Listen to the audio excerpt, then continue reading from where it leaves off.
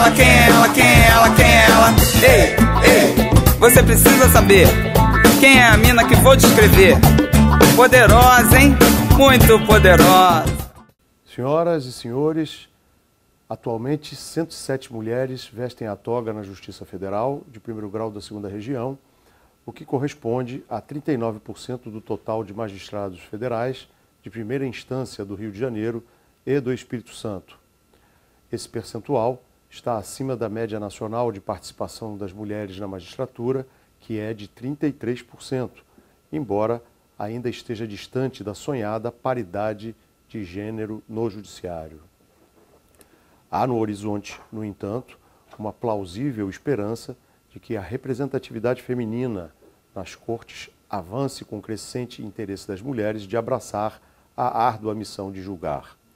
É o que atestamos em 2020, quando o Tribunal Regional Federal da 2ª Região teve a honra de dar posse aos 8 novos juízes federais substitutos, aprovados no 17º concurso realizado para o cargo, sendo 4 mulheres e 4 homens.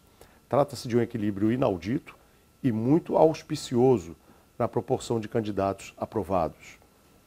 Devido à relevância desse tema, há cerca de 2 anos, o Tribunal Regional Federal da 2ª Região empreendeu um levantamento quantitativo e qualitativo da distribuição por gênero, da força de trabalho da instituição, incluindo magistrados, servidores, colaboradores, terceirizados e estagiários, com a informação também sobre ocupação de cargos de gestão.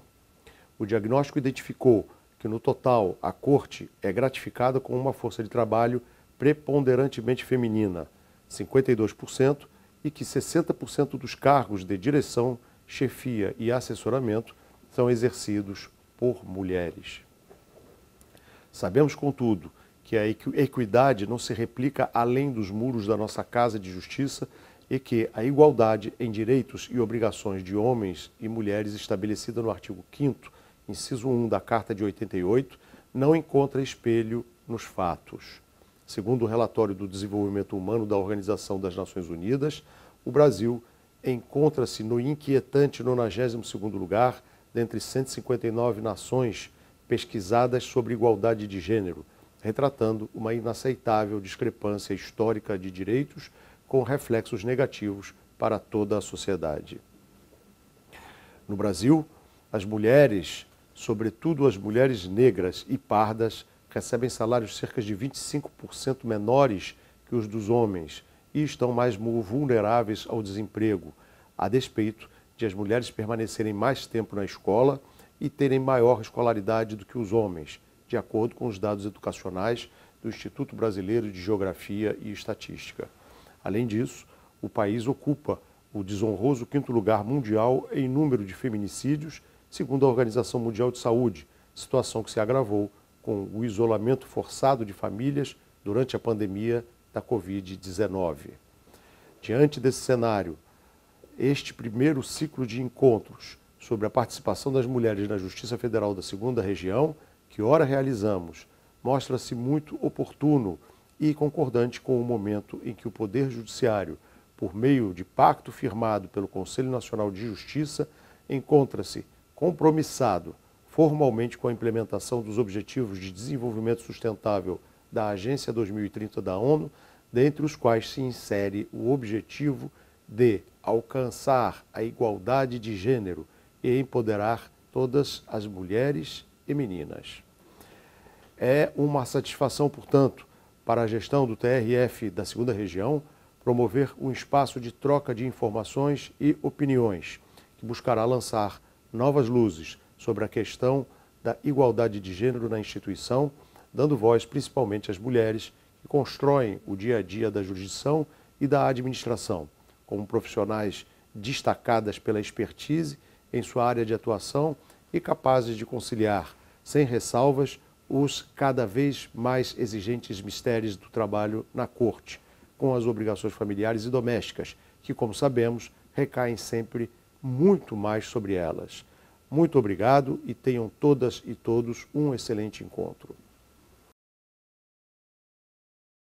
O Conselho Nacional de Justiça enxergou a urgência deste tema e transformou em meta do Judiciário os Objetivos de Desenvolvimento Sustentável da Organização das Nações Unidas, a Agenda 2030, dentre os quais a ODS 5, Igualdade de Gênero, que resultou na formulação da Política Nacional de Incentivo à Participação Institucional Feminina, por meio da Resolução 255 de 2018 do CNJ.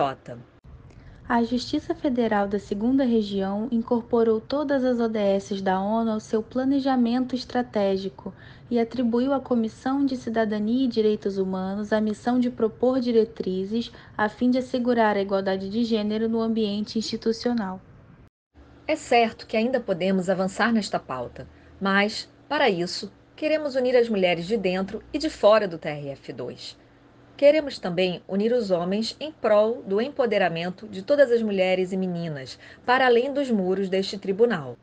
Neste contexto, com o intuito de promover a troca de experiências e visões de mundo pessoais e profissionais acerca da igualdade de gênero na Justiça Federal da Segunda Região, foram realizadas entrevistas nos meses de agosto e setembro de 2021, com diferentes integrantes do Poder Judiciário e de outros órgãos.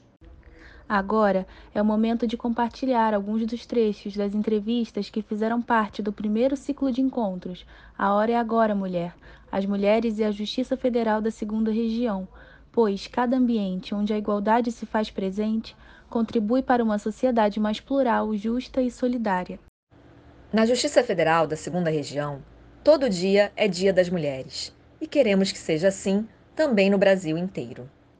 Venha com a gente, assista ao vídeo e mande mensagem para o e-mail rp@trf2.jus.br. Perfeito. Foi pra Copacabana, terra de bacana. Saiu da trupe, fez a fama e deitou na cama. Ela existe, persiste, paciente, inteligente, reluzente, resiliente, resistente, predileta, seleta, poeta, bem feita, atleta, completa, perfeita. Se pensa que não tá enganado, meu irmão, tropeça no vão e ainda desperta. Saudações a todas e a todos, um prazer enorme estar aqui. Nós coordenamos o Centro de Atendimento Itinerante da Justiça Federal desde 2012. O objetivo maior era levar a Justiça Federal para comunidades mais distantes, comunidades que não tinham tanto acesso à Justiça Federal, não a conheciam, etc. E aí nós atuamos em duas áreas, devido a dois planos, a dois programas do CNJ e do Ministério da Justiça, que era o programa Justiça Aqui, que foi realizado no Complexo do Alemão, e o outro programa que foi realizado então na Cidade de Deus. Esses dois pilotos foram muito interessantes porque a nossa primeira entrada ela tinha uma finalidade pedagógica, de capacitação do que é a Justiça Federal, quais são os principais direitos aqui judicializados e também de conhecer melhor a realidade da comunidade, daquele entorno social. E aí fizemos uma parceria com o programa Justiça Comunitária, que era feito, então, executado por agentes comunitárias de saúde. E, na sua maioria, as agentes comunitárias de saúde eram mulheres. E depois, prosseguindo no Complexo do Alemão, fomos com agentes comunitários de saúde. Então, tínhamos as agentes comunitárias do Programa Justiça Comunitária e as agentes comunitárias de saúde, mais específico, no Complexo do Alemão. Também, novamente, mulheres. E também parcerias com o CRAS, aí já no interior do estado, em Volta Redonda, nos municípios da Baixada, etc. Então, com assistentes sociais do CRAS, também, em sua maioria, mulheres. Era muito interessante assim, essa presença do feminino, embora não fosse intencional, mas isso me lembrou muito, foi muito marcante para mim, porque me lembrou o livro do Amartya Sen, que é o Desenvolvimento como Liberdade. Eu sou também formado em Economia, em Direito e Economia, e o Amartya Sen ganhou o Prêmio Nobel de Economia, então leio muito também os livros dele e tal. E num capítulo dele, que ele fala Desenvolvimento como Liberdade, ele falou que a estratégia também para desenvolvimento é uma atuação na questão de gênero, é também junto à questão das mulheres. Então ele fala desse poder feminino, também desse poder que tem, da necessidade de empoderamento, de igualdade, etc. Então aquilo dali casava perfeitamente, então, ou seja, essa atuação era, assim, fechava um ciclo, ficava bastante coerente. Isso também nos levava a uma reflexão que na ocasião a gente assim, ainda não tinha essa percepção, mas nos fez uma interrogação como que a gente se refere a um público formado majoritariamente, em alguns casos, assim, a presença era unânime, né, era integral de mulheres. Como que a gente se refere a assistentes sociais, a agentes comunitários de saúde, no masculino ou no feminino? Falar os assistentes, os agentes, mas só tem mulheres ali, ou a maioria é mulher. Também essa reflexão sobre qual o artigo que tem que ser utilizado. Sem querer cair em discursos simplistas, né, sobre politicamente correto, incorreto, etc. Mas como você está falando, os assistentes comunitários, os assistentes sociais aqui, e só temos mulheres aqui. Como que fica você promover uma igualdade de gênero, você trabalhando com um gênero que não é o representativo das pessoas que estão ali? E aí foi muito interessante que também, levando essa indagação, esse questionamento, comecei a estudar e fazer um paralelo na questão da educação. Nossa atuação já é pedagógica, né? Ou seja, para funcionar ali, questão de multiplicadores, etc., com a questão da educação. E na educação, quando se refere a professoras, né, do primeiro grau, né, que são majoritariamente femininos, eles sempre fazem essa rubrica, né, as professoras, né, do ensino básico, e fazem essa questão, tendo em vista que a maioria são professores, não faz sentido utilizar o artigo masculino. Então, é uma reflexão também muito forte. A gente se refere, quando há presença masculina, às assistentes sociais, os assistentes sociais, as agentes comunitários e os agentes comunitários. E se for integralmente só as mulheres, as agentes, as assistentes nesse sentido. Mas são interrogações, né, que às vezes a gente não traz com a melhor das intenções, etc., mas que a gente vai descobrir. Então, por isso que essas ações pedagógicas também, quando a gente realiza e vê esse público feminino também forte, como a gente também aprende bastante, né? Então, nunca é uma entrega unidiretiva. Então, aqui são as ações de cidadania, né? Um produto pronto, acabado, assim, ao contrário, como isso tudo também é bastante transformado, além de outras questões, mas nesse aspecto do gênero, como isso é muito instigante. E aí ficou muito forte para mim essa questão do Amartya Sen, parece uma comprovação da tese dele, né? E nessa questão da interrogação de qual ter, como se dirigir a esse público, né? E como é importante fazer disso. Volto a dizer, sem simplismos ou sem outras questões, mas são interrogações que nos colocam e a gente vai tentando responder sempre com esses paralelos com essas questões. Quem é ela? Quem é ela? Quem é ela? Quem é ela? Ei, ei, você precisa saber quem é a mina que vou descrever. Que faz-se necessária a política, o estabelecimento dessa política. Exatamente para que não se repita no Poder Judiciário aquilo que vem sendo repetido na sociedade brasileira e nas outras estruturas de poder. Você tem o quantitativo de mulheres superior, mas você não tem igualdade de oportunidades para a ascensão, para a questão da evolução na carreira. E isso significa, então, que nós podemos adotar ações que sejam de igualar e não de manter desigualdades e desequilíbrios. Então, quando você não tem nas deliberações dos tribunais, quando você não tem nos órgãos colegiados a representatividade feminina, você não terá a perspectiva ali colocada, que é a perspectiva feminina.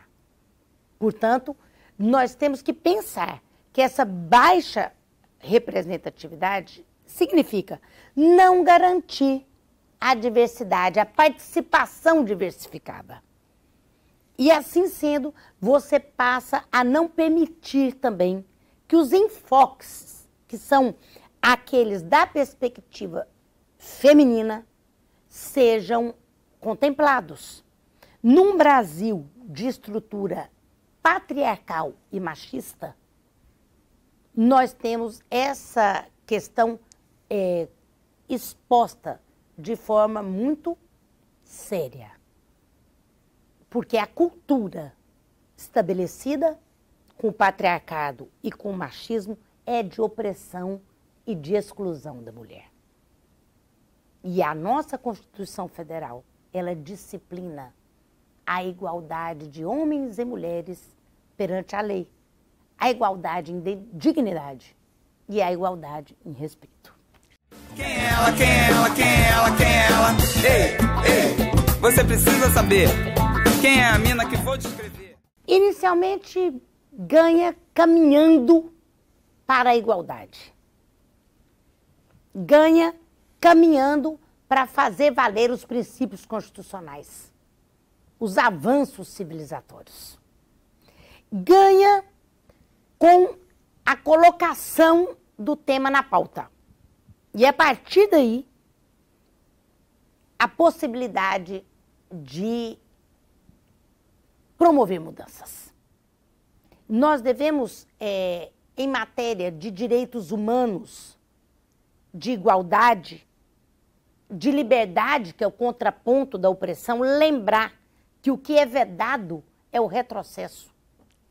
O judiciário sabe que os tratados internacionais aos quais o Estado brasileiro está comprometido, eles são diversos, que tratam da questão de prevenção e eliminação de qualquer forma de discriminação contra a mulher, caminha, sim, buscando a equidade de gênero em prol da Agenda 2030 da ONU, com a qual se comprometeu o Supremo Tribunal Federal, o CNJ e, portanto, todos os tribunais. Essa iniciativa, eu disse ao início, merece ser aplaudida do TRF, porque ele coloca foco sobre esse tema. Então, quem ganha é a sociedade, que espera um judiciário atualizado, contemporâneo, aberto, que não repita estereótipos. Quem é ela, quem é ela, quem é ela, quem é ela? Ei, você precisa saber quem é a mina que vou descrever. Primeiramente, eu gostaria de agradecer ao tribunal o convite para participar desse primeiro ciclo de encontros, que tem como tema as mulheres e a Justiça Federal na segunda região, iniciativa de extrema relevância que se agrega a outras iniciativas também relevantes nesse tema de outros órgãos do sistema de justiça. O tema que me foi conferido se refere à trajetória profissional da mulher no Ministério Público Federal, junto ao TRF2. Mas antes de abordar o tema especificamente, acho muito importante fazer uma prévia reflexão sobre igualdade e equidade, que são direitos fundamentais sem os quais não se exerce também outros direitos tão fundamentais como estes, que são o direito à liberdade e à dignidade. E para isso eu destaquei algumas bases normativas importantes sobre o tema, que são a Convenção sobre a Eliminação de Todas as Formas de Discriminação da Mulher, da ONU, de 1979, que foi promulgada pelo Brasil em 2002, e que é o primeiro tratado internacional que aborda de uma forma mais ampla os direitos humanos da mulher. Também se destaca a Convenção Interamericana para Prevenir, Punir e Erradicar a Violência contra a Mulher, de 1994, conhecida como Convenção de Belém do Pará, promulgada pelo Brasil em 1996, e que reafirma que a violência de gênero é uma violação de direitos humanos e das liberdades fundamentais, e que a superação desse cenário é um pressuposto para o exercício pleno da igualdade em todas as esferas da vida. Também destaco a nossa Constituição Federal, que é o princípio da igualdade, que é um direito fundamental, e a Lei Maria da Penha, que é a Lei 11.340 de 2006, que é o nosso marco principal no país em relação ao tema, completou 15 anos agora em agosto de 2021, e é uma referência nossa no sentido de ter decorrido de uma condenação da Corte Interamericana de Direitos Humanos em razão da omissão do país em resolver o caso da vítima Maria da Penha. E é interessante destacar que quando entrou em vigor essa lei, alguns juízes na sua aplicação questionaram a constitucionalidade de alguns artigos. E, felizmente, o Supremo Tribunal Federal, posteriormente, declarou constitucionais os dispositivos, trazendo segurança jurídica e fortalecimento na aplicação dessa lei, que é o nosso principal marco jurídico, como eu já acabei de mencionar. Quem é ela? Quem é ela? Quem é ela? Quem é ela? Ei, você precisa saber quem é a mina que vou descrever. Eu destaquei um quadro que é o primeiro concurso realizado para procurador da República, que foi no ano de 1971. Foram 31 aprovados e 4 mulheres. Então, sobre essa informação, é interessante notar que, como desde o início foram aprovadas mulheres no concurso do Ministério Público Federal, sempre tivemos mulheres no último nível da carreira, que é de subprocuradora-geral da República.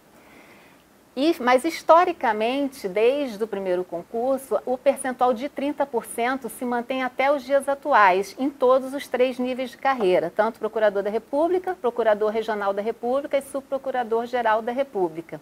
Acho importante aqui falar da minha experiência pessoal. Eu sou procuradora desde 1997. Minha primeira lotação foi em Santos, eram 5 ou 6 membros e eu era a única mulher. Fiquei lotada por 7 meses em Santos e depois retornei ao Rio de Janeiro. Minha atuação na área criminal iniciou-se no Rio de Janeiro e eu exerci também a coordenação da área por algum tempo, participei de grupos de trabalho, depois fui para a área de tutela coletiva, onde exerci a função de Procuradora Regional dos Direitos do Cidadão, coordenei também a área. E também participei de grupos de trabalho na área de cidadania, junto à PFDC, que é a Procuradoria Federal dos Direitos do Cidadão. E depois de 15 anos de carreira na primeira instância, fui promovida a Procuradora Regional da República, mas como não havia vaga na segunda região, fiquei lotada na primeira região, cuja sede é em Brasília, por cerca de 1 ano, e aí consegui a remoção para a segunda região, onde exerci a coordenação do Núcleo de Apoio Operacional à Procuradoria Federal dos Direitos do Cidadão, a coordenação da área criminal, coordenei a Comissão de Gênero e Raça da unidade e também a Comissão de Acessibilidade e desde 2017 exerço a função de Procuradora-Chefe da unidade. Na minha experiência pessoal, no âmbito do Ministério Público Federal, nunca tive nenhum problema, nenhuma discriminação em razão do gênero para assumir qualquer função a que me propus. Ao contrário, sempre tive apoio dos membros, tanto mulheres como homens. Quem é ela? Quem é ela? Quem é ela? Quem é ela? Ei, você precisa saber quem é a mina que vou descrever. É uma responsabilidade muito grande, né? Ser juíza negra num país em que nós temos a maior parte da população brasileira composta por mulheres e entre as mulheres composta por mulheres negras, nós temos um percentual muito pequeno de mulheres na magistratura nacional e na magistratura federal em particular. Se nós formos olhar os dados do Conselho Nacional de Justiça, que aponta entre 1% a 2% de juízas negras no Brasil, e formos comparar com os dados do Conselho Nacional, do Conselho de Justiça Federal, que indica o número de cargos de juízas e desembargadoras providos, nós vamos ter aí algo em torno de não muito mais do que entre 12 e 20 mulheres, o que é muito, muito pouco. É um número muito baixo, numa realidade de mais de 18 mil juízes no país, ou talvez de mais de 2 mil juízes federais, né, em todas as instâncias.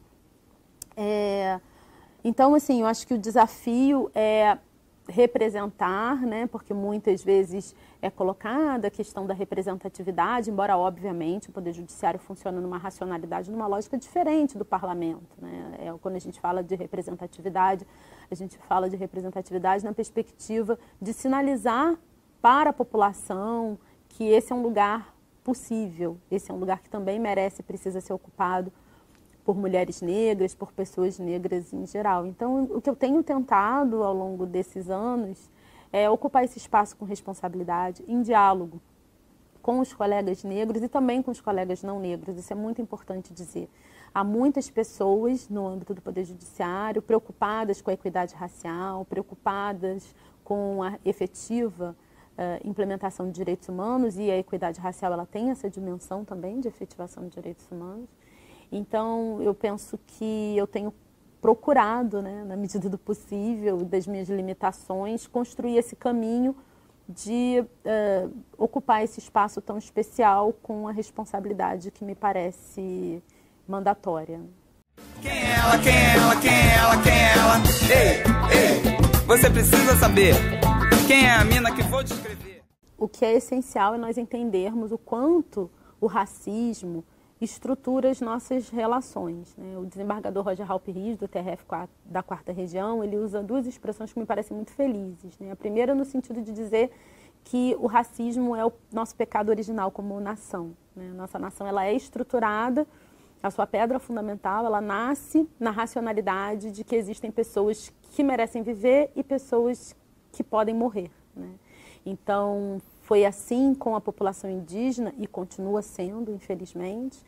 E foi assim e continua sendo também com a população negra que veio sequestrada de África para ser escravizada aqui. Então, quando a gente tem uma sociedade organizada nessa racionalidade, as nossas instituições também vão refletir, vão reproduzir essas violências. E uma outra expressão que ele usa, uma outra, né, abordagem que ele faz, ele diz que o racismo é a pedagogia de todas as discriminações proibidas, de orientação sexual, as identidades de gênero, religiosas, né? Então o racismo ele informa todas as outras formas de discriminação proibida, gerando resultados excludentes. Então, acho que o nosso desafio é reconhecer essa realidade, identificá-la nas nossas práticas diárias e nas estruturas das nossas instituições, para que a gente não reproduza acriticamente essas violências, porque isso também é importante dizer. Essa racionalidade racista excludente, ela opera independentemente da vontade dos seus indivíduos. Nós podemos ser pessoas maravilhosas, que somos comprometidas com a igualdade, mas se nós não tivermos uma postura ativa para afastar as discriminações proibidas, as nossas instituições vão reproduzir. Na inércia, nós reproduzimos violência. Então é preciso uma postura ativa, uma postura responsável em relação a isso. E há muita gente tentando fazer diferente, tentando se educar, tentando uma formação mais completa e mais profunda para dar conta dos conflitos que nos chegam para a solução. Quem é ela? Quem é ela? Quem é ela? Quem é ela? Ei, você precisa saber quem é a mina que vou descrever. Persevere, continue estudando, não escute palavras de desincentivo que podem surgir pelo caminho, né? Confie e saiba que tem muita gente trabalhando para que as portas do judiciário estejam cada vez mais abertas para as mais diversas pessoas, né? Para pessoas com perspectivas, origens e orientações das mais diversas. Nós vivemos numa sociedade que é plural, o Poder Judiciário ele precisa, em alguma medida, refletir essa diversidade que existe na população para oferecer um serviço cada vez melhor. E há muitas iniciativas concretas. Eu acho que isso também é importante a gente dizer. Não basta a gente afirmar retoricamente que a gente quer igualdade, a gente precisa trabalhar concretamente para isso. E há muitas iniciativas nesse sentido. Aqui na 2ª Região nós temos a Associação dos Juízes Federais do Rio de Janeiro e Espírito Santo, que estruturou um curso popular para privilegiando, inclusive, né, jovens negros. Eles fizeram uma parceria com o Educafro, que foi quem fez a seleção dos participantes. Então, é um curso que já começou assim, de maneira bastante robusta e com a contribuição de muitos colegas. Eu acho que também isso é uma coisa essencial da gente entender.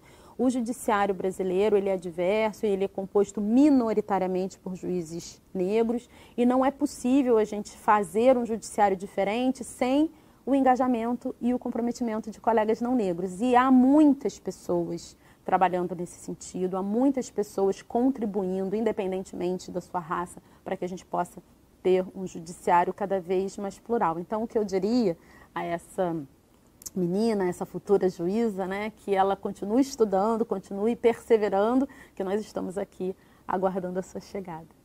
Quem é ela? Quem é ela? Quem é ela? Quem é ela? Ei, você precisa saber quem é a mina que vou descrever. Eu acho que a visão de um gestor, eu me vejo assim mais responsável de manter as pessoas unidas, que é a questão da instituição, que eu nunca, assim, eu vejo a importância, para que elas juntas, né, porque é de verdade essa questão de equipe, essa questão de união no trabalho e de unicidade de pensamento, de onde a instituição quer chegar, quem é a Justiça Federal? Né? Qual é o propósito? É muito mecânico falar prestação jurisdicional, né? Tem respostas mecânicas, mas efetivamente a nossa prestação jurisdicional pode estar ali na entrada, na portaria, quando chega uma pessoa que não sabe nem falar exatamente o que ela quer.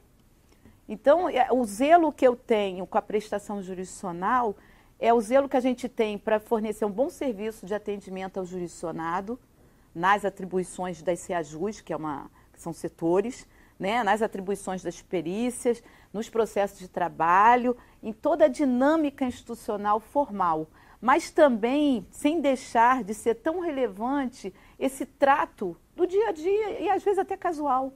Então, assim, a equipe que hoje a gente está formando de uma forma muito sólida e consistente, eu acho que o meu principal desafio é passar isso. Vamos fazer bem feito, independente se é algo que parece que é pequeno e não tem uma resposta, né? Não é uma decisão ali, né, escrita, que a gente tem as decisões escritas, né, para ponderar, para analisar, para verificar os normativos. Isso é um outro trabalho, mas tem um trabalho que é latente e é assim, o tempo todo. O meu telefone na pandemia ficou com Siga-me. Então, quem ligava para a Justiça, né, no meu ramal, eu atendia. Eu atendi muitas ligações de vários tipos, com dúvidas da área judiciária, querendo contato com a área judiciária. E aí eu desligava, fazia contato, fazia aí eu tinha uma satisfação enorme, mesmo quando eu parava uma reunião para atender alguém. Né? Porque eu acho aquela questão do beija-flor, né? Se cada um faz sua gota, a gente consegue. E eu acho isso no país. Né? A gente, assim, às vezes, falar muito e não fazer o que está ao nosso alcance, né? Eu não concordo com isso, não. Quem é ela? Quem é ela? Quem é ela? Quem é ela? Ei, você precisa saber quem é a mina que vou descrever. Eu entrei na Justiça Federal do Espírito Santo em 95, em janeiro de 95. E fui trabalhar na gestão de pessoas. Para mim foi ótimo, porque você chega num órgão, você não conhece ninguém. Então, o melhor lugar foi ali, né? Para conhecer as pessoas, né? E depois fui convidada para trabalhar nos serviços gerais, que na época era tudo. Obra, era manutenção, copiadora, né? Prestava todo o serviço de manutenção aqui na Justiça. Depois dos serviços gerais, eu fui convidada a assumir a direção do núcleo de administração, que também, na ocasião, tinha obra, TI, transporte. E isso foi muito importante, porque, na verdade, você tem uma visão ampla da instituição, né? Depois do núcleo de administração, aí o maior desafio foi que eu engravidei. Então, falei, gente, assumir isso grávida, com bebê depois, etc. Mas foram desafios, na época, extremamente estressantes, mas deu para cumprir, né? E após o núcleo de administração, assumi também a convite da direção do foro da época, o orçamento, o planejamento orçamentário, que foi um dos grandes desafios. Porque, na verdade, por exemplo, eu vou citar uma coisa interessante, em 2016 nós tivemos uma restrição, né, orçamentária, tivemos que fazer cortes, etc. E eu vinha de uma visão de que as coisas tinham que acontecer, né? Então, tinha aquela questão assim, vamos cortar, e ao mesmo tempo eu tinha que raciocinar assim, mas temos que fazer. Entendeu? Isso foi um dos grandes desafios na época do planejamento orçamentário. E depois do orçamento, eu assumi esse ano, né, em 2021, fui convidada para a direção geral. E aí tem um desafio pela frente. Quem é ela? Quem é ela? Quem é ela? Quem é ela? Ei, você precisa saber quem é a mina que vou descrever. Olha, a pandemia foi um baque, acho que na vida de todo mundo. Né? De uma hora para outra nós fomos para casa trabalhar remotamente. Eu particularmente não sou tecnológica, quer dizer, ainda tive que me debruçar sobre isso. Mas o limite do trabalho e vida particular que foi muito difícil no início, né? E eu acho que ainda é difícil. A flexibilidade, por exemplo, você gerenciando, as pessoas que trabalham com você, elas na pandemia com trabalho remoto, por questões particulares, houve uma maior flexibilidade de horário. Só que o gestor não podia ter isso. Quer dizer, o gestor, como os outros tinham flexibilidade de horário, você trabalhava muito, né? Não é questão de volume de trabalho, e sim de tempo que você tinha que ficar à disposição. Isso para mim foi um grande desafio. Como é esse novo formato? Você perguntou nesse sentido. Penso que aí nós vamos ter que avaliar isso não do antes pandemia e durante pandemia. Como ainda não acabou, eu acho que a nossa avaliação vai ter que ser o período da pandemia com trabalho remoto e o pós-pandemia com remoto só, com híbrido ou com presencial total. Por quê? Há muita afirmação de que a produtividade aumentou, mas eu acho que a avaliação vai ter que ter outro tipo de enfoque da efetividade, tá? Então, produtividade e efetividade para mim são coisas diferentes, né? E se a gente avaliar, por exemplo, antes pandemia, você não tinha condição de trabalhar totalmente remotamente, né? Isso foi adquirido na pandemia. Então, se a gente avaliar antes pandemia e pós-pandemia, eu penso que nós vamos estar avaliando coisas completamente diferentes.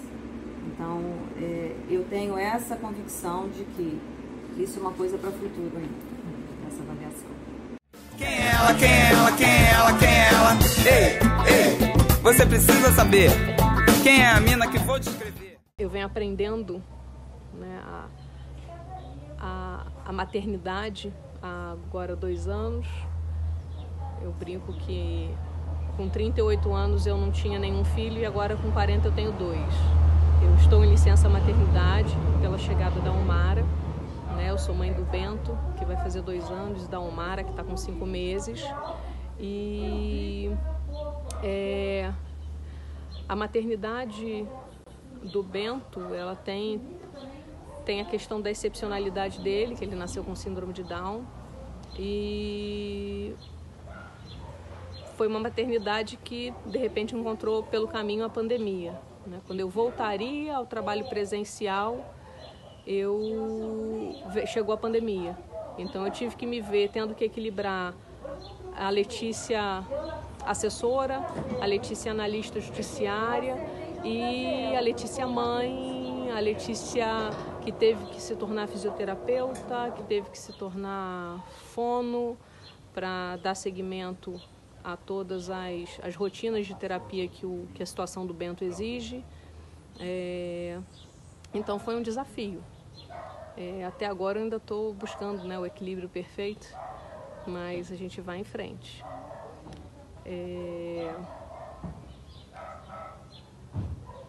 Como se pensar numa situação para efetivar condições igualitárias à mulher e amenizar a sobrecarga que ainda recai sobre o gênero. Eu acho que essa é uma discussão que é uma discussão estrutural, né? Ela sobressai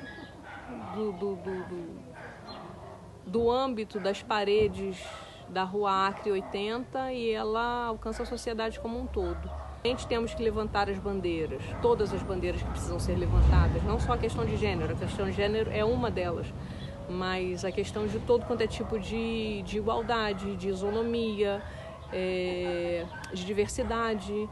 Então, eu acho que isso é um papel individual de cada um quando se deparar com uma situação de opressão, uma situação que exige uma atuação, ou pelo menos que se suscite a reflexão, a gente não calar, a gente se colocar, questionar, porque eu acho que qualquer ambiente que você possa promover a reflexão, mesmo que você não vá mudar o mundo naquele instante, você vai ter dado um passo, você vai ter refletido sobre o assunto, então eu acho válido. Então, se pensar no tribunal como um ambiente onde você pode promover certos debates, né, para fora das atuações profissionais em si, da atuação no processo, mas nos âmbitos de discussão, seja de curso, de gerenciamento, você abrir uma pauta para o debate é sempre bem-vindo.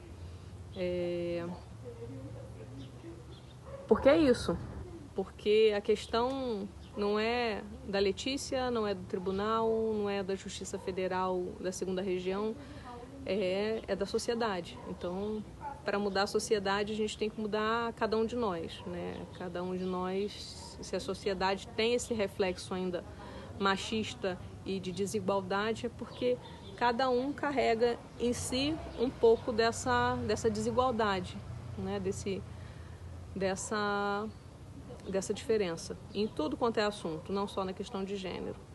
Quem é ela, quem é ela, quem é ela, quem é ela? Ei, você precisa saber quem é a mina que vou descrever.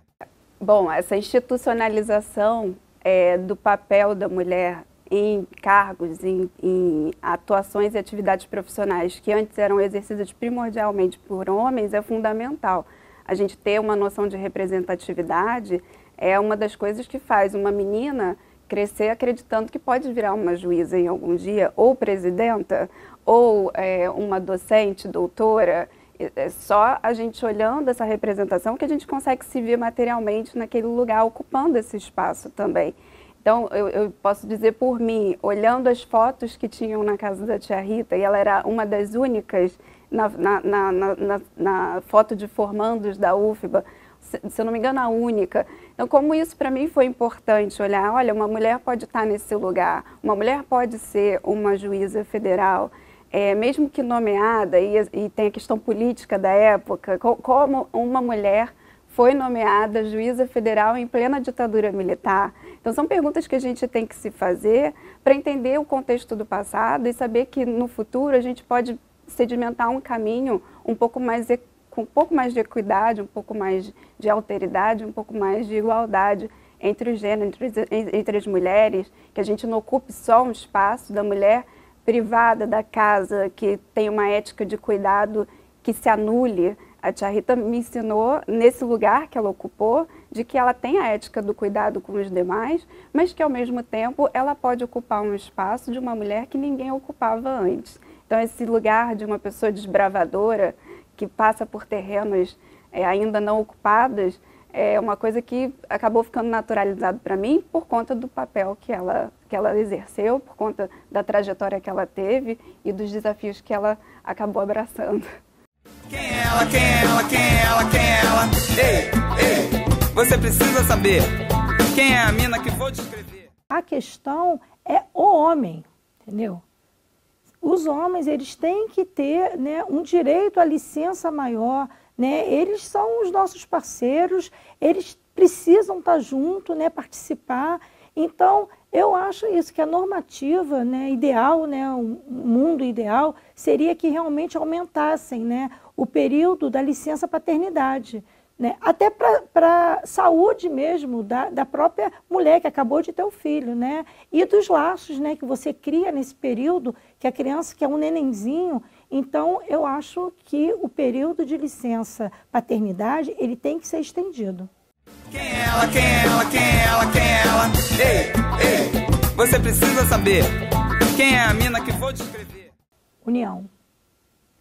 O meu conselho é: se unam, entendeu? Porque agora a gente tem outras normativas, né? Agora mesmo a gente tem um comitê, né, a proteção do assédio, né? Assédio moral, assédio sexual. Agora a gente tem ferramentas, mas antigamente a gente não tinha. E a única ferramenta que a gente tinha, nós mulheres, e que a gente tem que realmente, né, insistir, é a união entre as mulheres. Nada, então, o meu conselho é esse, né, para as mulheres se unirem, que é a única maneira, independente de qualquer normativo, se não houver essa união entre as mulheres e essa defesa do gênero, aí a gente não consegue ir adiante. Quem é ela, quem é ela, quem é ela, quem é ela? Ei, ei, você precisa saber quem é a mina que vou descrever.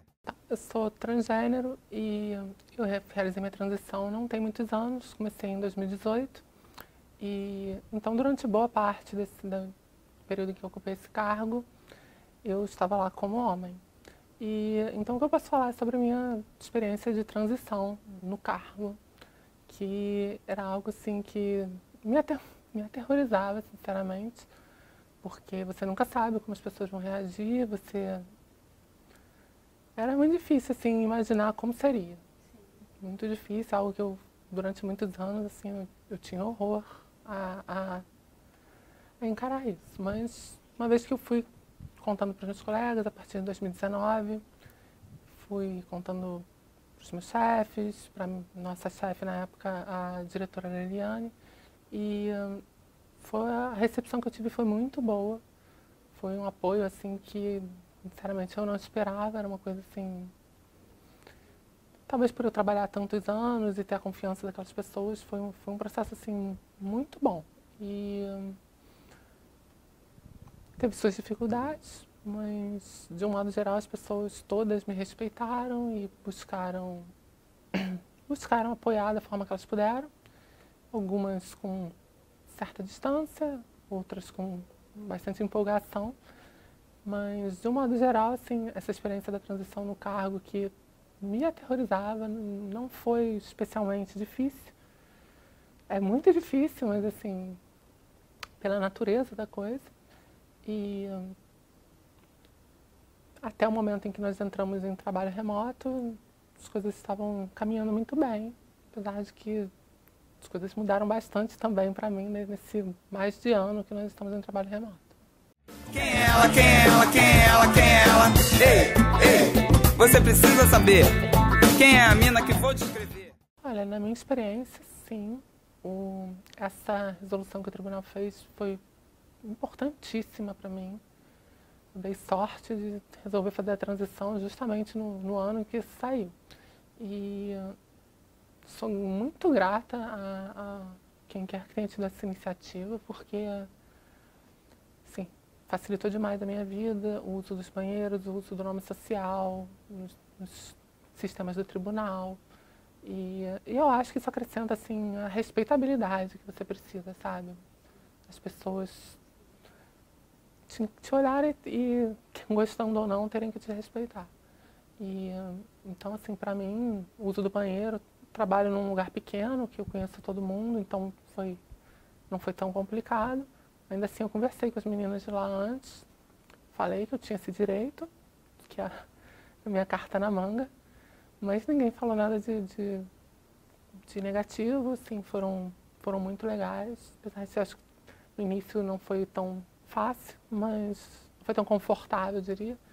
Mas depois, sim, aí foi, assim, ter essa certeza, assim, que eu tinha esse direito, me deu muita confiança para poder viver, sabe? E sou grata por isso, acho que, bom, o resto do judiciário também precisava ter isso e espero que venha a ter, porque isso aí foi um exemplo, sinceramente. Quem é ela, quem é ela, quem é ela, quem é ela? Ei, ei, você precisa saber quem é a mina que vou descrever. Sou servidora somente há 6 anos, servidora pública, e fiz o concurso para cá em 2017. Passei, fui chamada agora e 4 de agosto tomei posse aqui. Muitos obstáculos. Eu, com essa trajetória de antes atleta e depois parando para estudar, mudando totalmente minha vida, eu caí uma certa ocasião e desenvolvi uma monoparesia na perna esquerda. Tenho uma deficiência física que não é aparente, é funcional, mas com isso eu tive a oportunidade de ingressar na vaga reservada à pessoa com deficiência, que foi um grande plus para a minha vida. É reconhecida a dificuldade de pessoas com deficiência no mercado de trabalho. Por quê? A gente tem dificuldade de permanecer muito tempo sentado para estudar. E para estudar tem que estar sentado horas. Eu estudava de 9 a 10 horas por dia. Então, quem tem uma deficiência física, seja qual for, até mesmo para as pessoas que não têm, é difícil isso. O pé incha, não tem retorno venoso, a digestão é mal feita, a pessoa acumula gordura abdominal porque não tem o movimento depois de uma refeição, por exemplo. E no caso da gente que tem essa dificuldade, eu não conseguia ficar muito tempo sentada, sentia dores. Aí tem que tomar remédio, aí o remédio dá sono. Então você tem um diferencial que te prejudica. Por isso que a Constituição apoia, permite essa reserva de vagas para pessoas que têm deficiência.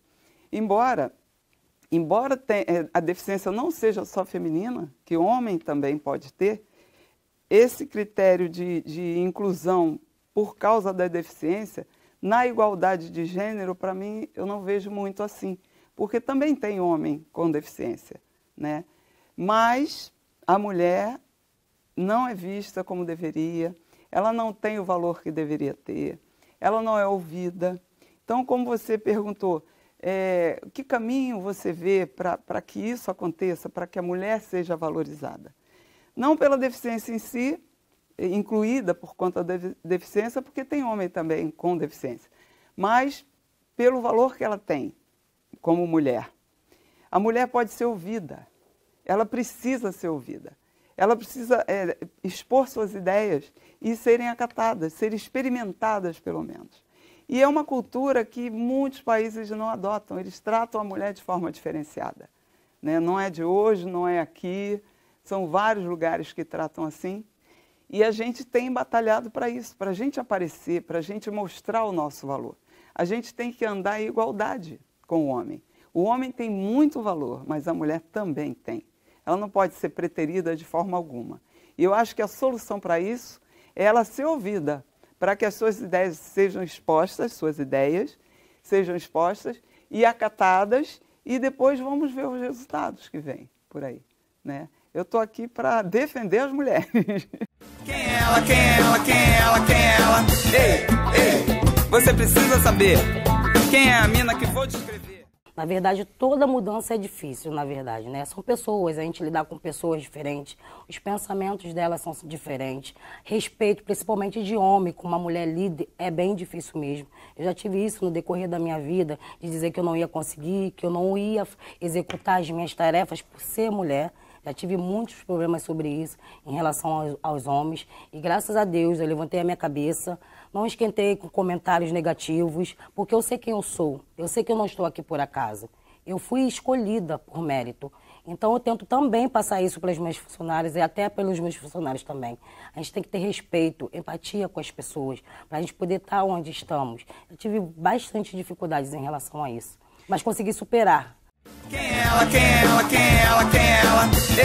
Ei, você precisa saber quem é a mina que vou descrever. Empatia é essencial. A gente tem que ter empatia pelas dores do próximo, na verdade. A gente tem que se colocar no lugar do próximo, porque as pessoas são diferentes, têm as suas dores diferentes, carregam dores, dificuldades diferentes. É isso muito que eu coloco para as minhas funcionárias em relação a isso. A gente tem que ter empatia pelo próximo. As pessoas às vezes chegam desmotivadas por um problema no trabalho, as pessoas às vezes estão tristes por uma situação que aconteceu familiar e a gente tem que se colocar no próximo, pegar o funcionário e trazer para nós. É muito isso que eu faço. O meu trabalho no decorrer, quando eu virei supervisora, na verdade eu entrei em outras empresas como auxiliar de serviços gerais, na antiga empresa eu entrei como líder, virei assistente operacional, supervisão, eu sempre venho trazendo isso. A gente tem as dificuldades, mas a gente sempre tem que se colocar no lugar do outro, a gente sempre tem que ter empatia no lugar do outro, sempre pensar no nosso próximo, os sentimentos dele, o que eles estão sentindo, as dores que ele tem, porque eu também tenho as minhas.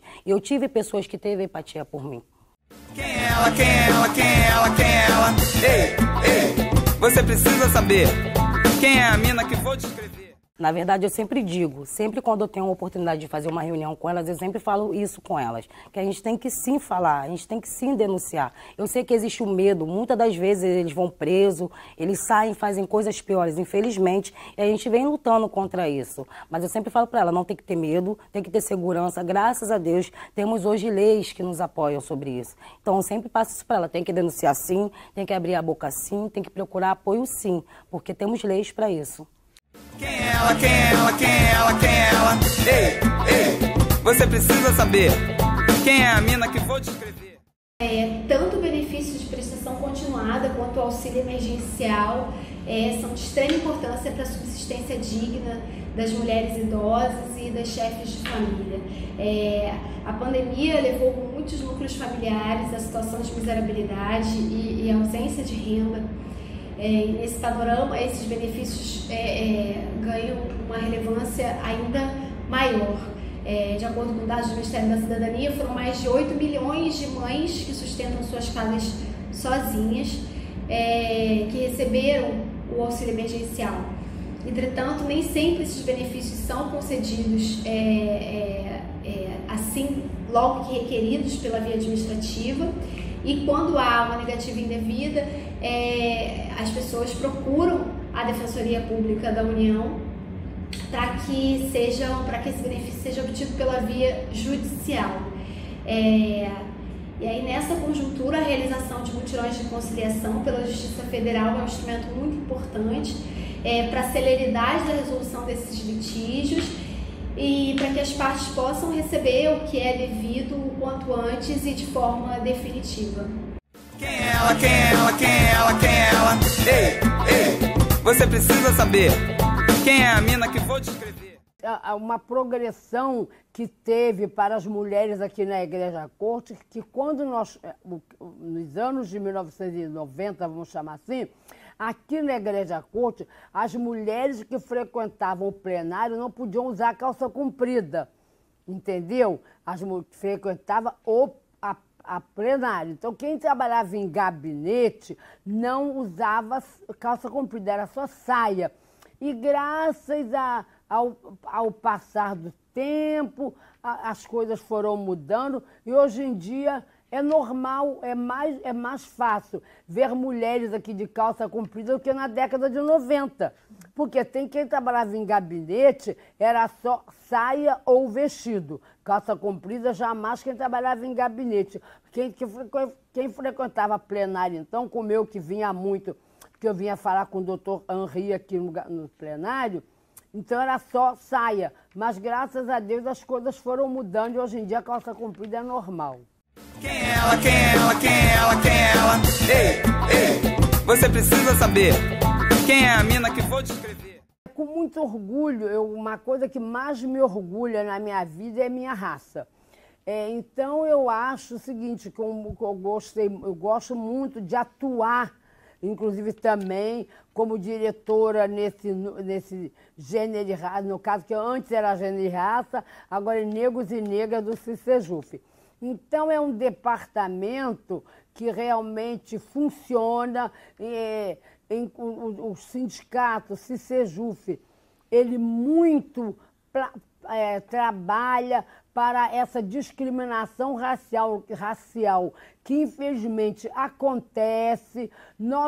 Eu, Nelly, graças a Deus, nunca tive problema de ter tido esse problema, mas existe e existe sim. Então, por que o CICEJUF está nessa luta, estamos batalhando, estamos trabalhando muito para que isso termine.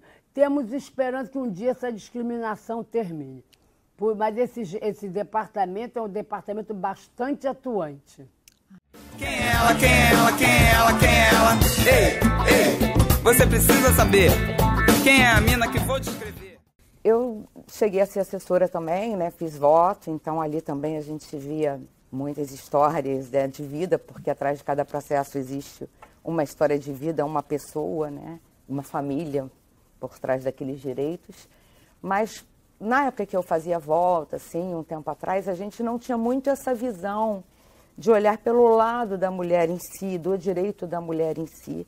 foi uma coisa que em mim, embora eu já defendesse, né, claro, as mulheres, tivesse consciência até da minha situação enquanto mulher, que me separei, criei filho sozinha e tal, a gente não conseguia ter muito essa visão. Isso começou a vir depois, eu acho que nessa última onda do feminismo aí que veio crescendo, e aí eu, especialmente, comecei a me dedicar mais a buscar os direitos enquanto mulher, né, e os direitos das mulheres. Aí a gente começa a estudar muito mais e a gente vê que as mulheres em todas as situações são as mais prejudicadas, porque a gente tem um sistema social em que a mulher fica prejudicada já pela questão dos cuidados. A divisão sexual do trabalho é muito injusta.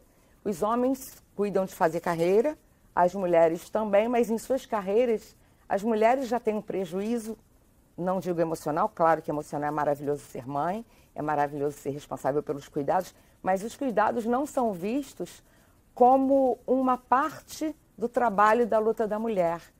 E é nessas situações que a gente tem que mitigar e buscar legislações e implementar projetos que a gente consiga diminuir essa diferença que existe entre mulheres e homens na hora de disputar uma vaga de trabalho. A gente sabe que, inclusive, para fora, isso é muito, faz parte da seleção natural para uma vaga de emprego, o fato da mulher ter filhos ou não, se tem uma vaga que pode colocar o homem, vai colocar, porque o homem não vai ter licença maternidade.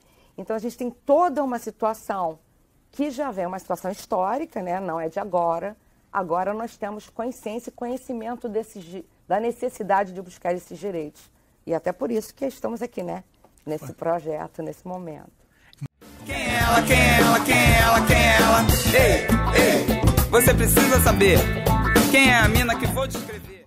No início dessa sociedade que a gente chama de pós-disciplinar, né, do espetáculo, do desempenho, quem realmente iniciou essa sociedade foi uma revolução feita pelas mulheres.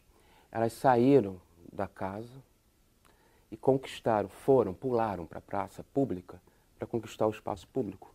Mas elas fizeram isso de uma forma inventiva, criativa, um ato que nunca foi realizado. Elas foram queimar os sutiãs e mostrar os seios. Realmente foi a escolha perfeita. Os seios são muito mais multifacetados do que o outro órgão que as diferencia dos homens. Porque os seios, eles têm uma função não só de pedir a liberdade, a igualdade sexual. Os seios mostram a igualdade com os homens, nós também temos glândulas mamárias, mas mostram uma diferença do tamanho, do excesso que a mulher carrega. Era sobre esse excesso que elas queriam falar. Não era sobre natureza, era sobre a sociedade, a cultura, o excesso que elas carregam. E foi muito bem colocado. Queimar o sutiã também significa, em francês, sutiã é o que sustenta. Elas não aguentam mais sustentar nada sozinhas. Era um chamado. Elas queriam mostrar para os homens: ei, eu também sou a mãe dos seus filhos e eu cuido da casa. Lembra? Os seios eram para exibir uma questão social. Não era para afrontar simplesmente. Eu ouso dizer que foi a primeira e única vez que o caráter de exibição teve um ato realmente político, uma intervenção social. E isso foram elas que fizeram.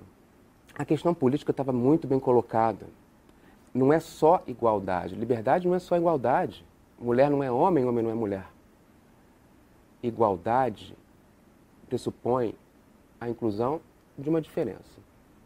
Era esse o excesso. Elas estavam carregando um peso a mais e queriam que os homens lembrassem disso. Aqui no Brasil as coisas foram muito mais complicadas pela nossa história. Mas é interessante te lembrar que na Europa, até hoje, as mulheres, quando vão às praias do sul da Europa ou nos lagos da Alemanha, da Suíça, mostram os seios. Não importa se são seios de mulheres novas, se são seios de mulheres mais velhas. Elas querem lembrar que tem um peso que elas não precisam carregar, sendo mãe do filho dos homens e sendo também a mulher que não precisa cuidar da casa deles. Na Europa isso foi mais fácil. Recado dado sobre a sobrecarga, sobre esse excesso, mas o que aconteceu de fato depois disso, né? Bom, elas tiveram que negociar, né? Claro, elas têm que negociar, né? Elas querem ir para o espaço público, querem ir para a rua, sair de casa. Vão negociar com quem? Com o patriarcado. Quem? O marido, o empresário. Está lá a cena do cercamento. Elas são minorias e têm que negociar. Bom, claro que elas vão conseguir trabalhar, a gente sabe disso. Aí o marido fala, claro, filha, você pode, claro, tudo isso aí que você quer, né? Vocês foram para a praça, liberdade, autonomia, claro, você pode. Mas deixa aqui as coisas que você faz tão bem, né? Continua fazendo, cuidando da nossa casa, com tanta competência, com tanta... Você vai poder fazer isso quando você quiser, com a sua liberdade, na hora que você quiser, com a autonomia, antes ou depois do emprego, não importa. Você vai ter tudo o que você está querendo, mas cuida da nossa casa. Foi conversar com o empresário. Claro que você pode trabalhar aqui, seja bem-vinda. Adoramos esses ideais de liberdade, de autonomia. Você pode pertencer ao nosso time. Mas esses probleminhas de casa não podem atrapalhar. Tá bom? Vamos trabalhar de igual para igual. Claro que é um contrato que ela assina simbolicamente, não vai dar conta. Tá aí o começo, a história do conflito negado, não é? Ela pode mostrar o espetáculo das competências masculinas, de autonomia, de independência, mas esconder, deixar em casa tudo o que é do feminino. Repara que é mais forte ainda, pelo menos eu acho isso, não quero comparar, né, um problema com outro, uma sociedade para outra, mas a repressão sexual era focada. Quando a gente nega o feminino, a gente está negando, né, os seios falam tanto da maternagem, do cuidar dos filhos, da casa, de muita coisa, não mostrar fragilidade, não mostrar sensibilidade. É um silenciamento muito maior. Mas como assim? Competências dos homens, autonomia, independência, como assim? Não foram elas que fizeram isso? Não foram elas que se ousaram, que trouxeram essa invenção toda na praça pública? Sim, foram elas. Mas isso não vai ser creditado a elas. Se eu pudesse assim, inventar como é que foi essa historinha no patriarcado, desse cercamento, né, da organização, da instituição empresa, da instituição família, são todas sócias, porque é o patriarcado. Tá? A gente podia inventar um teatro engraçado, né?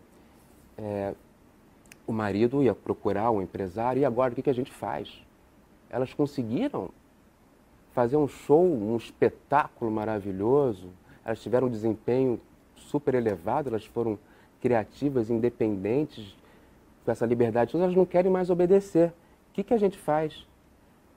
Aí o empresário pensa, não, se você está certo, elas não podem mostrar essa força, porque a questão do assédio de gênero, a questão do masculino, do patriarcado, é o falo. Falo para a psicanálise é o poder da força, né, do homem. E os seios é o símbolo de poder da mulher. Esses seios não podem ser o falo. Então, um fala para o outro, vamos tirar o foco, as luzes desse espetáculo dos seios. Vamos tirar. Vamos colocar essas luzes em nós, no nosso falo. Mas isso seria um escândalo, diz o outro. Não é esse falo que eu estou falando. É esse. Como assim? Esse. Como assim? A gente agora junta essas luzes do espetáculo, essa exibição toda que elas fizeram, mas a gente exibe o que a gente quer mostrar, o nosso falo. Vamos juntar isso com o desempenho, com as metáforas do esporte, de time. Não é verdade que desde a Grécia Antiga é o corpo do homem que é mostrado nas Olimpíadas? Pronto. Vamos cruzar isso tudo. Então, vamos assimilar esses ideais de autonomia, de independência, essas iniciativas, essa criatividade ao homem. ao desempenho, aos músculos. Então a gente tira o foco dos seios e bota nos músculos. E aí juntou a sociedade do desempenho ao espetáculo. Começamos a tomar bomba. Década de 80 começam os homens fortes, né?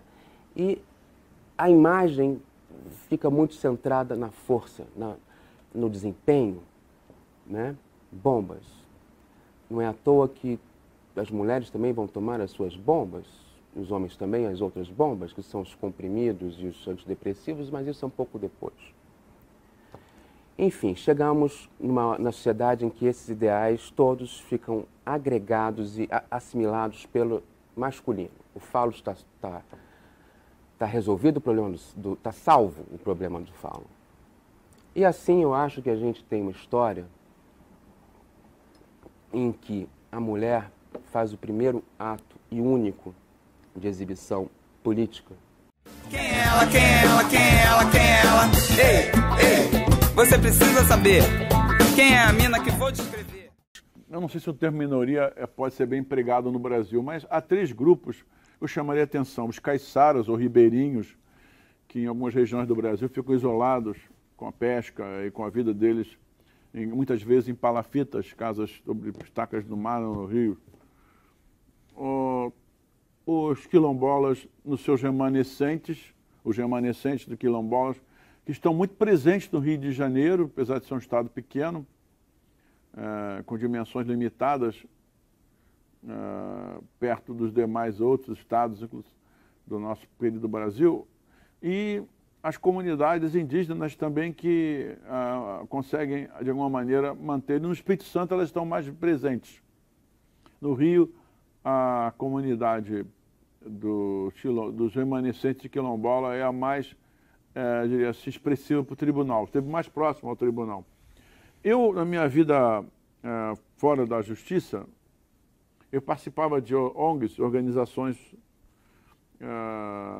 não governamentais ligadas à proteção dos remanescentes de quilombolas junto a um grupo que lutava pela igualdade racial no Brasil. E faço isso há muitas décadas. E, ao mesmo tempo, na universidade que eu leciono, na Unirio, a minha cadeira é de um programa de pós-graduação em políticas públicas, em direito e políticas públicas. E, então, a possibilidade de usar novamente teoria e prática vindas de fora do tribunal, com a possibilidade da situação dos quilombolas do Rio de Janeiro, dos seus remanescentes, ser bem esclarecida, foi essa a oportunidade que nós encontramos. Nós juntamos, então, a experiência da primeira grande audiência pública, na época da Corregedoria, juntamos a essa e fizemos novamente a menção do papel da mulher, porque nesses 2 casos, e nos quilombolas eu escrevi, publiquei artigos sobre esse assunto, nos antigos quilombos e nas comunidades onde há remanescentes de quilombos, dos quilombolas, o papel da mulher ainda é o papel central. É em torno da casa da mulher que as pessoas se alimentam, convergem. A figura feminina não é propriamente um matriarcado. É uma figura que não é de poder, como o matriarcado expressa. É uma figura de centralidade. É como se em torno da mulher surgissem esses pontos, pela capacidade da mulher administrar a casa, administrar os alimentos, pelas suas exigências na vida cotidiana de limpeza, de cuidados dos que estão combalidos. Então, acabou se transformando a Casa da Mulher como centro. E nessas audiências, isso que eu já tinha escrito em trabalhos teóricos, que eu não tinha feito pesquisa de campo, eu pude constatar, depois eu publiquei que é verdade. Porque os livros diziam que eram isso nos antigos quilombos. Mas os atuais não estavam muito bem definidos. A posição do homem já era mais proeminente. Mas nessas audiências, nós percebemos que o caráter central da mulher continuava. Insisto em dizer, não é pelo poder hierárquico na comunidade, como acontece no matriarcado. É pela funcionalidade, ou seja, pelos braços da mulher que acabou de deixar o papel, diria assim, de sujeito passivo numa comunidade que servia o homem para ser ela a ser a protagonista dos acontecimentos com a dona da casa, a organização da alimentação, da limpeza e do cuidado das crianças, educação das crianças. E também uma coisa que as pessoas no Brasil não se lembram, a alimentação do brasileiro, a comida que nós temos orgulho de ter em nosso país, que vai da feijoada às peixadas da vida, são contribuições práticas das mulheres, que foi a mãe que passou para a filha. E não é questão de machismo. O homem não foi capaz de fazer isso. Agora que os homens estão se virando com cursos, mas tradicionalmente, além da questão da limpeza, da organização, da alimentação, dos cuidados da saúde, que vai da parteira, que é a mulher também, até a versão mais apropriada daquela que ajudava as pessoas nos momentos de doenças. Pois bem, por alguma maneira, numa opressão muito conhecida, que eu não vou repetir aqui, todo mundo sabe que o mundo foi opressor para as mulheres, a mulher conseguiu manter uma estrutura e ela criou os pilares disso. Quem é ela, quem é ela, quem é ela, quem é ela? Ei, você precisa saber quem é a mina que vou descrever. Infelizmente, eu acredito que o cenário ele é o mesmo, mas até numa situação talvez mais patente, assim, de falta de representação feminina.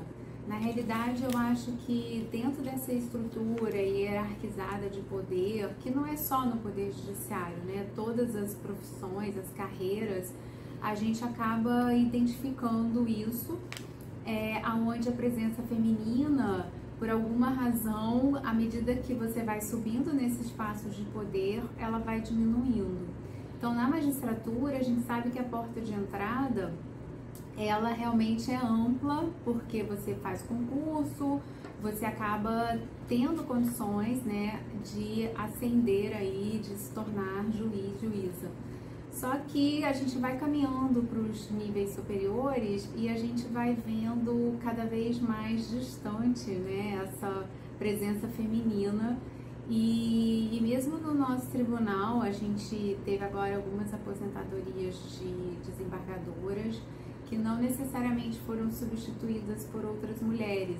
Então, com isso, a gente teve uma diminuição, sim, da representação feminina nesse momento. E esses espaços de poder, como direção do foro, eventualmente, né, numa antiguidade, acaba sendo ocupado por alguma mulher. Acontece que, como a gente só tem uma representação de por volta de 30% de mulheres na carreira, fica realmente, às vezes, esse espaço ele vai ser muito menos ocupado por mulheres. Quem é ela, quem é ela, quem é ela, quem é ela? Ei, você precisa saber quem é a mina que vou descrever. O laboratório, e eu participei a nível do CNJ ano passado, por conta da conselheira Maria Tereza Willi e também de outras conselheiras, em laboratórios voltados especificamente para essa questão de gênero. Né? Nós tivemos que, inclusive, desenvolver soluções, como implementar aí a Resolução 255 no âmbito do Poder Judiciário, como trazer, né, comissões de concurso onde tivesse representação feminina, uma série de ações voltadas para justamente alavancar a participação feminina dentro do Poder Judiciário. Então, além desses laboratórios, dos quais eu também participei e ajudei a construir soluções, o laboratório ele também foi fundamental, e essa questão também da inovação, agora em relação às comissões de assédio, tudo isso faz parte de matérias que estão dentro ODS, das 17 ODS da ONU, né? E aí isso constitui uma das metas, que é a meta 9 do CNJ, onde como os tribunais vêm implementando as ODS dentro das suas administrações. Então a gente tem vários tribunais que optaram justamente pela meta 9, como meta 9 a ODS 5, que é a questão de igualdade de gênero. Então, por conta disso, eu creio que está tudo muito envolvido, né? Essa questão aí da inovação, do cumprimento dessas metas e por aí vai. Quem é ela? Quem é ela? Quem é ela? Quem é ela? Ei, você precisa saber quem é a mina que vou descrever. Eu queria deixar aí toda uma mensagem de esperança. Eu acho que essa geração futura que está chegando é uma geração muito mais preocupada com essas questões e que estuda já isso de uma forma bem profunda. Eu acho que isso começou aí com gerações passadas, sem dúvida alguma, mas está se tornando hoje realmente a pauta, né? E é muito difícil, assim, a gente não pode permitir nenhum retrocesso. Então eu creio que a minha mensagem seria: vamos avançar sempre nessa questão, a fim de que um futuro melhor aí exista, né? Eu tenho filhas, né? Para as nossas filhas, e é essa mensagem que eu queria deixar. Quem é ela? Quem é ela? Quem é ela? Quem é ela? Ei, você precisa saber quem é a mina que vou descrever. A atual administração do tribunal vem priorizando vários projetos voltados para essa tônica, né? Que foram incorporados ao plano estratégico da Justiça Federal do período de 2021 a 2026. Apenas para exemplificar, vale mencionar a alteração recente na Comissão de Cidadania e Direitos Humanos para acrescentar justamente a atribuição de elaboração de medidas a fim de assegurar a igualdade de gênero, né? E também a atuação do Comitê de Prevenção de Assédio, e geralmente, né, é mais comum, não que seja a regra, mas é mais comum que a vítima seja mulher nesses casos, e também uma atuação muito importante, coordenada pela doutora Maria Cristina Canto, com apoio também e atuação efetiva da colega do Espírito Santo, a doutora Enara, e que tem contado com o apoio da administração. Tanto que o evento recentemente realizado teve na abertura o doutor Messode, o doutor Teófilo, por ser realmente um tema bem sensível, né? E, enfim, são medidas importantes que vêm sendo incorporadas à gestão estratégica do tribunal, né? E, além disso, eu não posso deixar de registrar que a administração do tribunal conta com uma atuação assim marcadamente feminina nessas funções administrativas, né, de apoio. Então, só para citar, a desembargadora Simone Schreiber à frente da coordenadoria do juizado, junto com a doutora Débora Malik, as juízas auxiliares da corregedoria, que eu já mencionei, a doutora Lívia, a doutora Maria Cristina Canto, no núcleo de solução consensual de conflitos, a doutora Aline Miranda, a doutora Cristiane Conde, que já foi diretora do Foro no Espírito Santo, está à frente do Laboratório de Inovações, é uma juíza também muito atuante.